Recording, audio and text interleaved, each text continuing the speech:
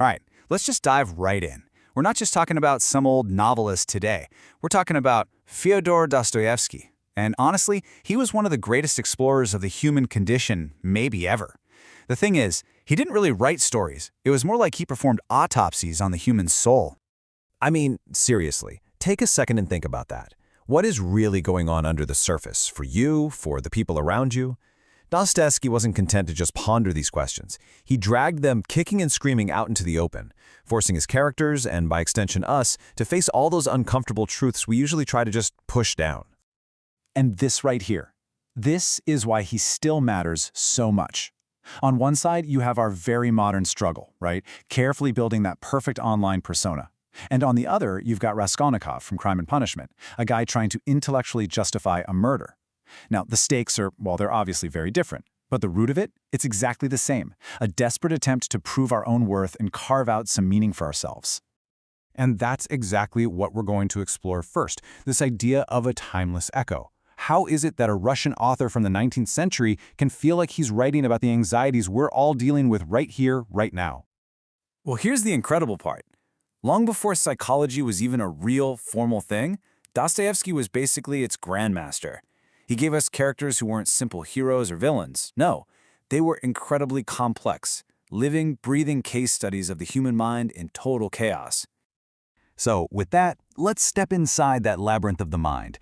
Because this is where Dostoevsky is an absolute genius, mapping out the brutal internal wars that rage inside every single one of us. And listen, these aren't just abstract ideas for a philosophy class. For his characters, these are matters of life and death. The terrifying freedom of knowing you can choose anything, the dizzying horror that maybe none of it matters, that desperate search for something, anything to believe in, and of course, the guilt that follows you around like a ghost. This is the battlefield he lays out for us. Let's just take Raskolnikov. He commits a horrific murder, not out of greed or passion, but because of a theory, an idea he cooked up in his head that some people, the extraordinary ones, are just above the law. His confession isn't remorseful. It's this chilling statement of intellectual pride. And this is what sets up his complete psychological breakdown. Because here's the thing, no matter how smart his theory was, he couldn't outsmart his own conscience. His guilt, it wasn't just a bad feeling. It became a literal fever, a paranoia, this unstoppable force that completely dismantled his entire worldview. He finds out he's not a Napoleon after all. He's just a man, being crushed by the weight of his own actions. And then you've got a character like Ivan Karamazov. He doesn't kill anyone, but you could argue his ideas do. He's this brilliant intellectual who wrestles with what might be the most terrifying thought of all. If there's no God, no eternal soul, then what's stopping us? What are our morals actually based on? Ivan's struggle is this intellectual torment. His own powerful logic backs him into a corner where morality just dissolves. And the terrifying part is, he doesn't want chaos, but he can't escape the conclusions of his own mind, and it absolutely tears him apart. You know, through all these fever dreams, these sudden confessions, these bizarre behaviors, Dostoevsky was basically charting the subconscious.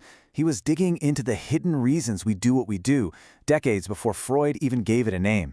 He was a true pioneer of our inner universe. But his characters don't just exist in a bubble.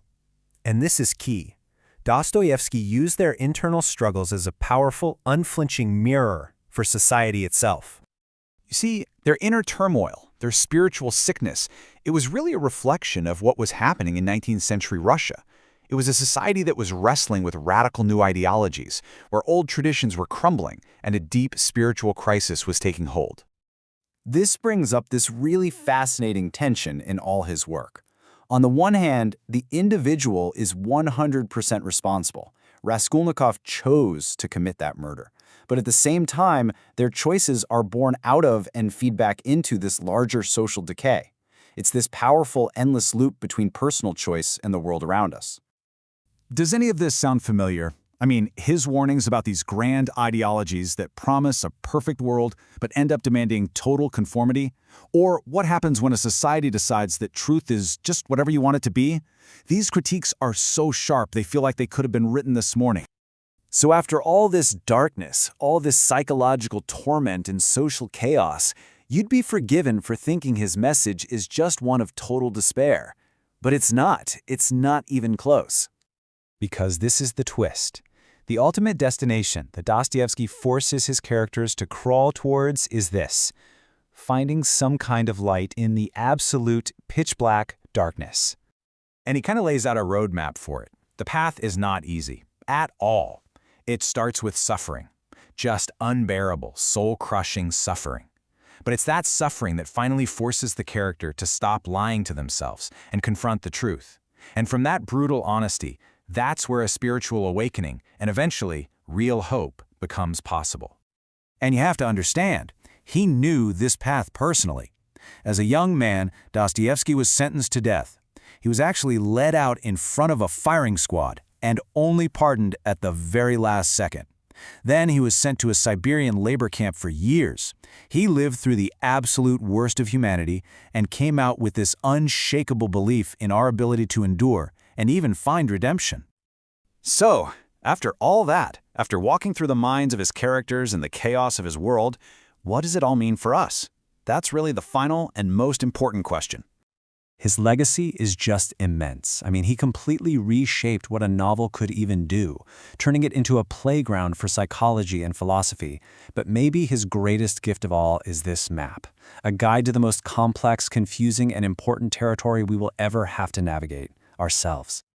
So, in the end, reading Dostoevsky isn't just about understanding some characters in a book.